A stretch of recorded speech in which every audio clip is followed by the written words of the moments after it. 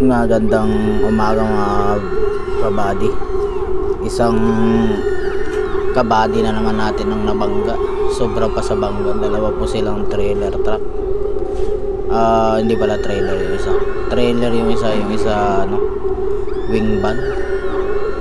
Ayan po mga kabady. Dump truck, semi dump truck po mga kabady. Yan po ay naganap sa Batangas mga kabady. Tingnan nyo naman po lunos-lunos ang itsura ng mga sasakyan nila mga kabady. Kawawa naman sila. Puyat po siguro itong nangyari nito, kaya nagkaganito. Tingnan nyo mga kabady, grabe pagkawasak ng trailer truck. Kabanggaan yung dump truck.